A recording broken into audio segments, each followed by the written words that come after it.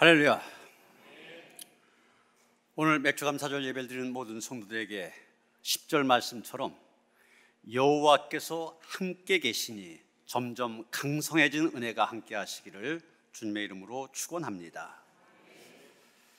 제가 매주 교회력에 따라 설교를 하고 있는데 성경 본문이 제시가 됩니다. 그런데 3주 전부터 교회력에 의하면 다윗을 주인공으로 한 말씀들이 계속 제시되고 있습니다.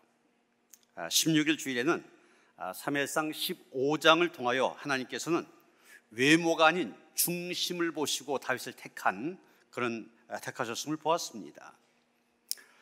23일 주일에는 사무엘상 17장을 통하여서 다윗이 하나님의 이름으로 나아가 골리앗을 물리침으로 하나님의 살아계심을 증거한 것을 보았습니다.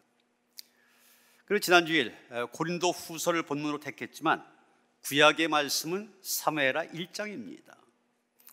그걸 보면 사울 왕의 죽음으로 다윗의 시대가 열렸음을 보여주고 있습니다. 이제 오늘의 본문 사무엘하 5장에 이르러서는 그동안의 모든 과정을 포함해서 지금까지 다윗을 통하여 이루어진 모든 일들, 여호와께서 함께 계시니 다윗이 점점 강성하여 갔다, 이 한마디 말로 요약하고 있는 것을 보게 됩니다. 여러분, 지금 계속 다윗에 대해서 듣고 계시는데 다윗이 어떤 사람이었습니까? 한갓 시골의 양치기 소년에 불과했습니다. 왕으로 기름 부음을 받았고 골리앗과의 싸움에서 승리하는 화려한 때도 있었지만 사울 왕의 추격을 피해서 도망다니는 힘든 시절을 보내기도 하였습니다. 그러나 그 도피기간에 황무지에서 600명의 방황하는 무리를 거느린 지도자로 세움받은 후에 헤브론에서 유다 지파의 왕으로 추대가 되어집니다. 이스라엘에 12지파가 있는데 11지파는 제외하고 유다 한 지파만의 왕으로 세움을 받은 것입니다. 그리고 유다 왕이 된 지 7년 6개월 만에 오늘 본문에서 보는 것처럼 유다 지파만이 아니라 통일된 이스라엘 전체 12지파 전체의 왕으로 세워진 것입니다. 그리고 이 사무엘하 5장을 계속해서 보면은 다윗이 점점 더 강성해진 모습을 그리고 있습니다. 1절부터 5절까지는 이스라엘 전체의 왕이 된 이야기 아닙니까? 그리고 6절부터는 여부스 사람들의 성이었던 예루살렘을 빼앗아서 수도로 삼는 장면이 나오고 있습니다. 다윗이 난공불락의 예루살렘 성을 함락시켜서 이름을 다윗성이라고 하고 이스라엘의 수도로 삼은 것입니다. 정말 어려운 일을 해낸 겁니다. 그랬더니 주변에 있던 나라들이 다윗에게 잘 보이려고 합니다. 여러분 본문 11절에 보면 두로왕 히람이 다윗에게 사절들과 백향목과 목수와 석수를 보내서 다윗의 궁전을 짓게 만듭니다. 여러분, 이제까지는 없었는데 궁전이 있게 되었다, 그만큼 세력이 강대해졌다는 의미입니다. 이어서 오늘 본문 뒤에 13절 이하에 보면은 다윗이 더 많은 처첩들과 아들과 딸들을 갖게 된 모습을 보여주고 있습니다. 이건 역시 다윗의 힘이 그만큼 커졌음을 얘기하고 있습니다. 그 당시 왕이 얼마나 힘이 있느냐, 그것은 처첩이 얼마나 되느냐, 자식들을 얼마나 낳았냐, 이것으로 나타내던 그런 시대이기 때문입니다. 그러다가 17절 이하에 보면은 이렇게 다윗이 잘 나가니까 그것을 시기해서 블레셋 사람들이 쳐들어옵니다. 그런데 다윗은 그 블레셋 사람들 2번이나 보기 좋게 물리칩니다. 그런 과정을 통해서 다윗의 나라는 점점 더 튼튼해집니다. 그 누구도 얕볼 수 없는 강성한 나라가 되어집니다.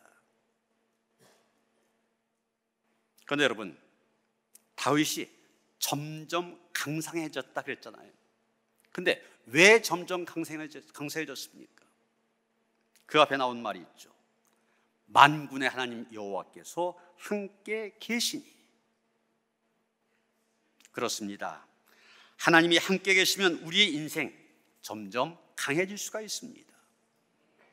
많이 배웠다고, 가문이 좋다고, 권력이 있다고, 돈이 많다고 해서 점점 강해진 것 아닙니다. 다윗은 여호와 하나님께서 함께 했으니 점점 강해졌다고 얘기하고 있습니다. 그러기에 우리에게 가장 중요한 것은 하나님과 함께하는 것입니다. 하나님이 함께 하신다면 내가 지금 어떤 상황 속에 있느냐, 그 문제가 되지 않습니다. 내게 능력이 있느냐 없느냐, 그것도 문제가 되지 않습니다. 내 앞에 서 있는 대적이 누구냐, 그것도 문제가 되지 않습니다. 하나님만 함께 하시면 됩니다.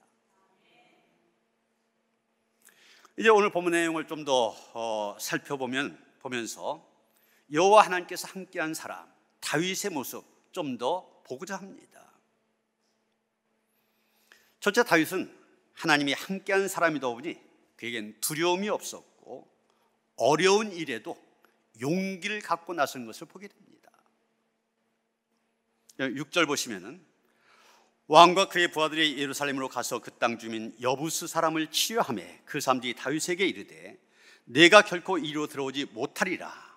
맹인과 다리 저는 자라도 너를 물리치리라 하니 그들 생각에는 다윗이 이리로 들어오지 못하리라 합니다. 다윗이 지금 예루살렘 성을 정복하려고 합니다. 그랬더니 어떻게 했다고 했어요? 여부스 사람들이 다 다윗을 비웃었다고 했어요. 다윗은 결코 예루살렘을 점령하지 못할 것이다. 그런 큰 소리 쳤습니다.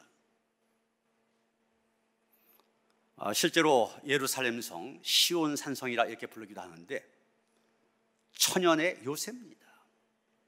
여러분 보시는 것처럼 마치 길쭉한 고구마처럼 되어 있습니다. 그래서 맨 위에 서북 쪽인데 저쪽에는 모리아산, 산이 이렇게 가로막혀 있고 그 다음에 나머지 부분은 세 골짜기가 감싸고 있습니다.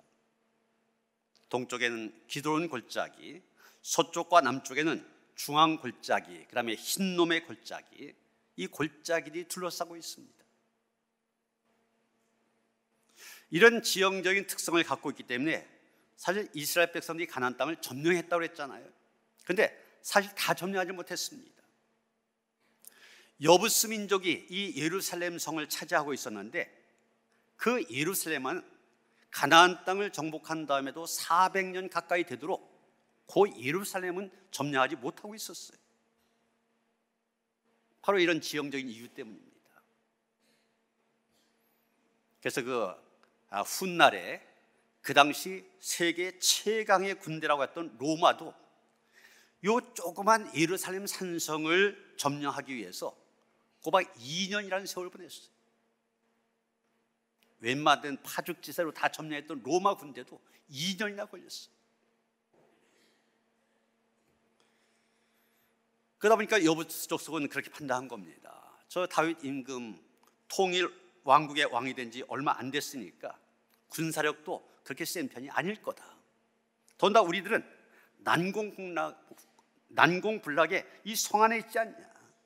그러니까 저 다윗 아무리 애를 써도 이 성 점령하지 못한다고 믿었습니다. 그래서 다윗을 조롱한 겁니다. 맹인과 다리를 저는 자가 나서도 너를 물리칠 수 있다. 그런데 다윗은 물러서지 않았습니다. 난공불락의 그 성 앞에서도 두려워하지 않았습니다. 마치 다윗이 소년 시절 블레셋 장수 거인 골리앗 앞에 섰을 때처럼 담대하게 공격해 나갔습니다. 여러분, 도대체 다윗 이런 용기 어디서 난 겁니까?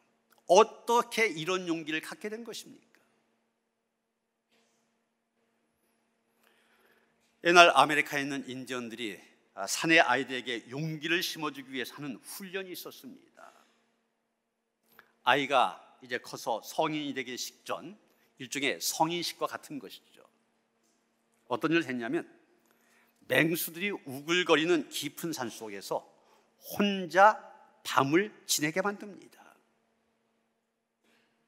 이 아이는 혼자서 밤새 산속에서 머물며 맹수 소리가 여기저기에서 들릴 때 두려움과 싸우게 됩니다. 밤이 새는 동안 두려움과 싸운 뒤 동이 터올 무렵 이 아이는 뜻밖의 광경을 보게 됩니다. 바로 자기 아버지가 옆에 있는 나무 뒤에서 화살을 겨누면서 밤새 동안 자기를 지키고 있는 모습을 보게 됩니다. 여러분, 다윗이 용기를 갖게 된 비결이 바로 이것입니다. 하나님께서 나와 함께 하신다. 이것을 믿음의 눈으로 보았던 것입니다. 그러기에 아무리 난공불락의 성이라 할지라도 반드시 점령할 수 있다 믿었습니다. 하나님께서 지금 나와 함께 하신다 믿었기 때문입니다. 부활 후 승천을 앞두신 예수님 우리에게 이렇게 약속하셨습니다.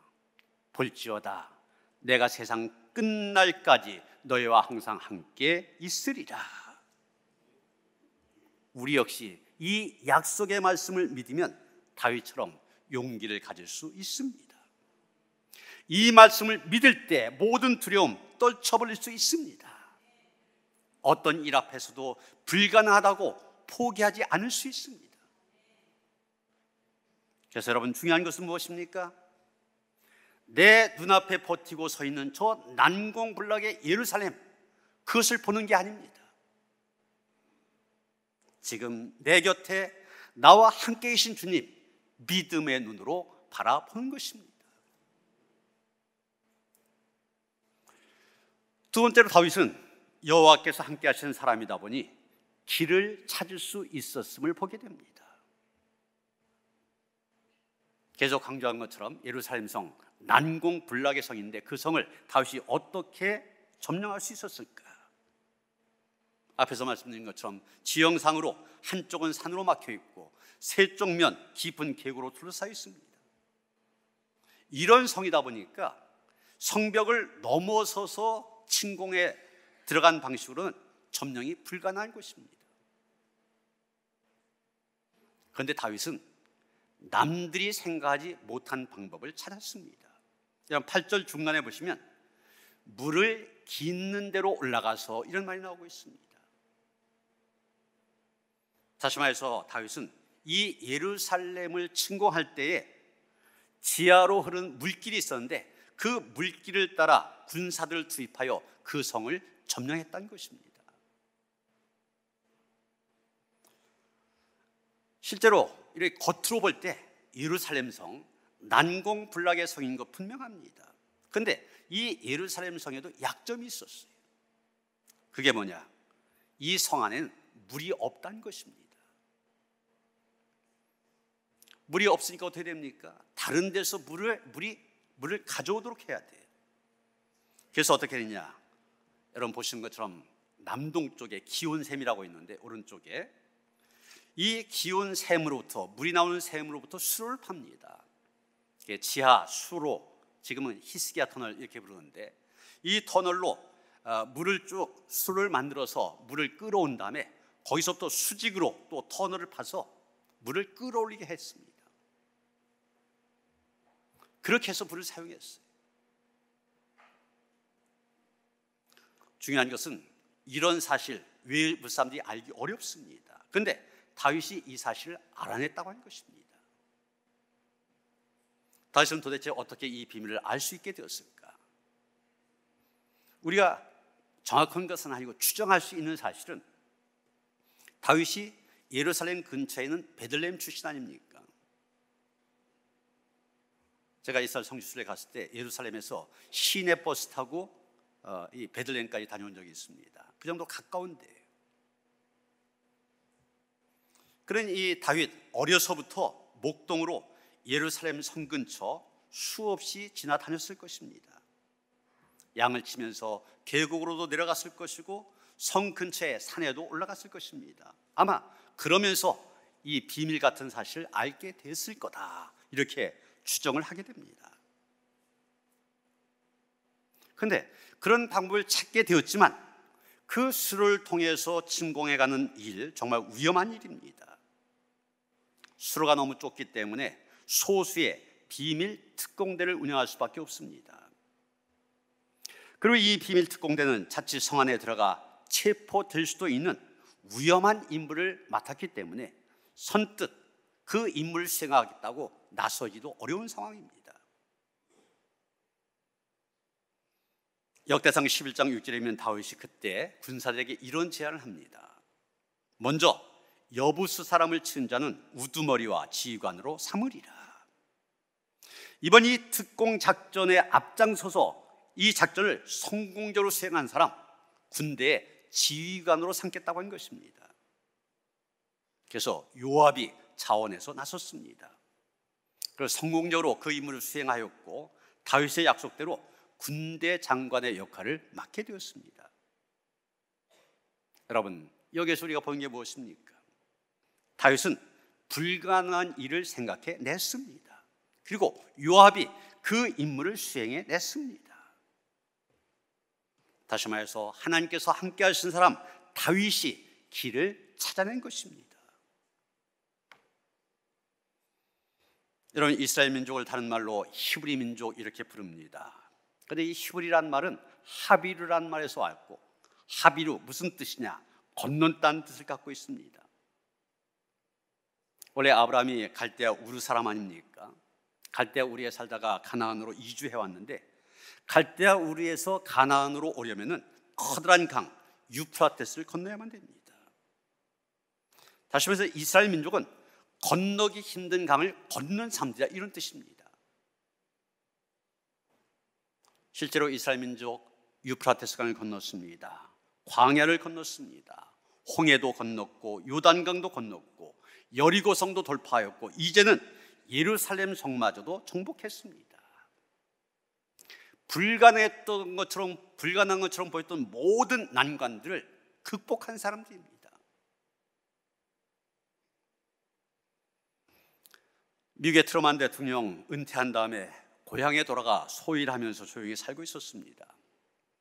그를 기념한 트루먼 도서관이라고 세워졌었는데, 하루는 그 도서관에 갔을 때 학교 선생님이 아이들 데리고 방문했다가 트루먼을 보고 아이들이 몰려옵니다. 그 가운데 한 아이가 물었습니다. 대통령께서는 제 나이만 했을 때 인기가 대단하셨고 반장도 하셨겠죠? 트루먼이 대답합니다. 예, 정반대야.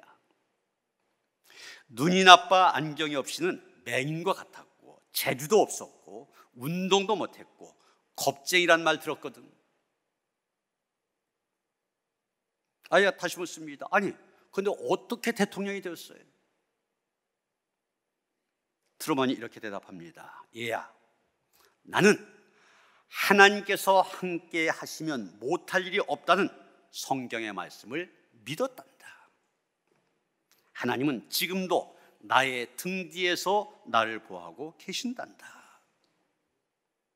그렇습니다. 하나님께서 함께 하시면 우리는 못할 것이 없습니다. 우리 앞에 어떤 어려움이 자리 잡고 있다 할지라도 능히 헤쳐나갈 수가 있습니다. 찾지 못할 길이 없습니다. 어떤 현실 속에서도 가야 할 길, 즉 목표를 제대로 알고 그리고 그곳으로 가는 길, 방법을 알 수가 있습니다.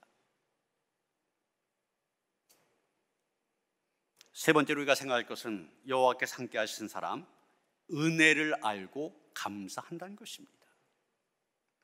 여러분 12절 보시면 다윗이 여호와께서 자기를 세우사 이스라엘 왕으로 삼으신 것과 그의 백성 이스라엘 위하여 그 나라를 높이신 것을 알았더라, 이렇게 말하고 있습니다. 다윗이 예루살렘 성을 정복하고 거기에 다윗성을 세우고 수도로 삼은 다음에, 그런 다음에 두 가지를 알았다고 했습니다. 하나는 하나님께서 나를 이스라엘 왕으로 삼으셨다고 하는 것, 또 한 가지는 하나님께서 이스라엘 백성을 높이셨다고 하는 것입니다. 여러분, 지금 다윗 어떤 상황입니까? 지금 다윗은 가나안 땅을 완전히 정복한 위대한 업적을 쌓았습니다. 이스라엘 백성 가나안 땅에 들어온 지 400년이 되도록 점령하지 못했던 예루살렘 성을 자기가 점령한 것입니다. 그리고 거기에 다윗성을 건축하고 이스라엘의 수도로 삼았습니다. 정말 남들이 생각하지도 못한 위대한 일을 이룬 것입니다. 대단한 업적을 세운 것입니다. 그런데 다윗은 이 순간 결코 자기의 업적을 내세우지 아니했습니다. 자기가 남다르다고 자기를 높이지도 않았습니다. 이 모든 일 하나님께서 하신 것이다. 하나님만을 높이고 있습니다. 자기가 이스라엘의 왕이 된 것도 하나님이 하십니다. 예루살렘을 이스라엘 수도로 삼게 된 것도, 날로 이스라엘이 강성하게 된 것도 다 하나님께서 하시니라 고백하고 있는 것입니다.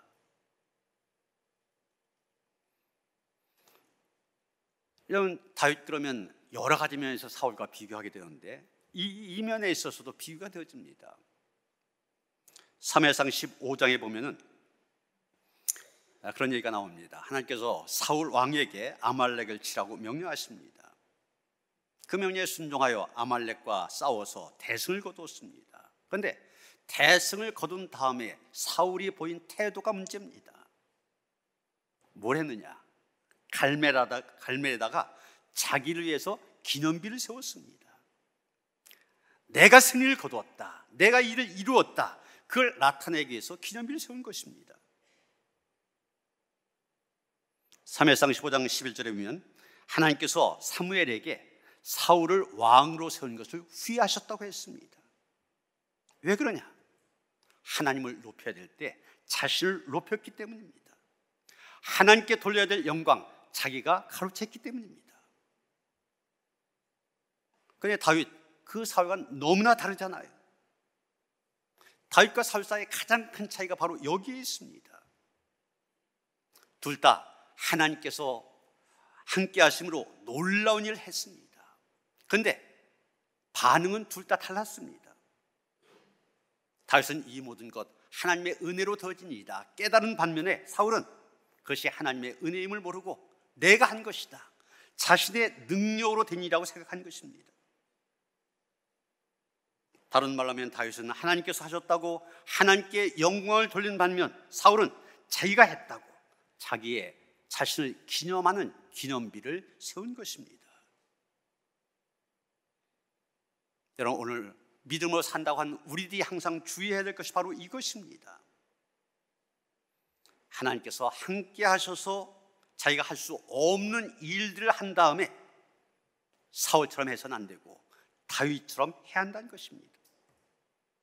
모든 것이 다 하나님의 은혜로 되어진 일이다, 그것을 알고 하나님께만 영광을 돌려야만 됩니다.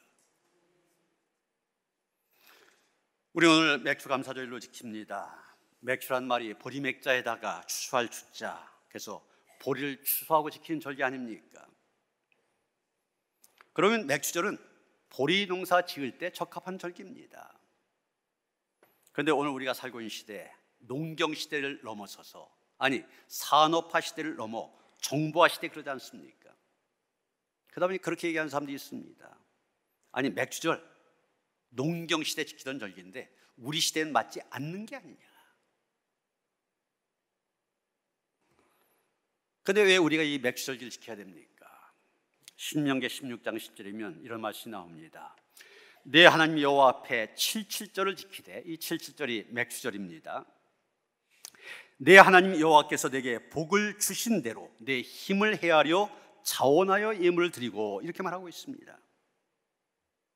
하나님께서 지금 맥주절을 지키라고 하시는데 어떻게 지키라고 하시냐? 내 하나님 여호와께서 내게 복을 주신 대로 내 힘을 다하여, 내 힘을 헤아려, 그러면서 지키라고 하였습니다. 하나님이 먼저 복을 주셨습니다. 하나님이 먼저 하신 일이 있습니다. 그것을 먼저 헤아릴 수 있어야만 됩니다. 그것을 먼저 알아야만 됩니다. 그런 다음에 하나님께서 먼저 하신 일을 헤아리고, 그런 다음에 예물 드려 하나님께 감사해야 한다는 것입니다. 지금 이스라엘 백성들 가축을 키우기도 하고 각종 열매를 수확하기도 하고 곡식을 수확하기도 하였습니다. 이렇게 열심히 농사짓고 수확을 거둬들인 후에 그들은 하나님께 예물 드리며 감사하였습니다. 그 뜻이 무엇입니까? 하나님께서 양식을 주셨다는 것입니다. 내가 땀 흘려 수고했지만, 내가 노력했지만 하나님께서 주셨다는 고백, 이게 바로 맥주절 하나님께 예물을 드린 것입니다. 하나님의 은혜, 하나님의 축복에 대한 고백입니다. 여러분, 2024년 전반기 잘 지내온 것, 내가 노력해서, 내가 열심히 일해서가 아닙니다. 하나님의 도우심, 하나님의 보호하심, 하나님의 인도하심이 있었기 때문입니다. 한마디로 하나님의 은혜의 결과입니다. 여러분, 우리는 요즘 들려지는 여러 가지 뉴스를 통해서 인간이 얼마나 무력한 존재인지, 연약한 존재인지를 알게 됩니다. 인도에서는 힌두교 종교 행사에 참석했던 사람들, 끝난 다음에 한꺼번에 몰리는 바람에 151명이 압사사고로 죽었다고 그래요. 이태원 같은 사건이 일어난 겁니다. 어이없는 일이죠. 인도가 후진국이어서 인도만 그렇습니까? 우리나라에서 시청역 근처에서 일방도를 역주행하던 차가 옆에 있던 보행하는 사람들 치워서 9명이나 목숨을 잃었어요. 화성에 있는 아리셀이라고 하는 전지업체에서는 공장에서 불이 나는 바람에 23명이 죽었습니다. 어이없는 일들 우리 주변에서 많이 일어나고 있습니다. 오늘 맥주 감사절을 지키면서 우리는 모든 것 다 하나님의 은혜로 되었음을 알고 우리의 삶 속에서 하나님께서 이루신 일들 고백하며 그 고백으로 진정한 감사를 올려드리는 그런 성도들 되어주시기를 주님의 이름으로 축원합니다. 하나님 함께 하셨기 때문에 우리가 이 자리에 선 줄 믿습니다. 날마다의 삶 속에서 하나님께서 함께 계심을 경험하며 함께 계신 하나님으로 인하여서 강성해졌음을 감사하며 믿음으로 살아가는 성도들 되게 하여 주시옵소서. 예수 그리스도 이름 받들어 기도하여 싸움나이다. 아멘.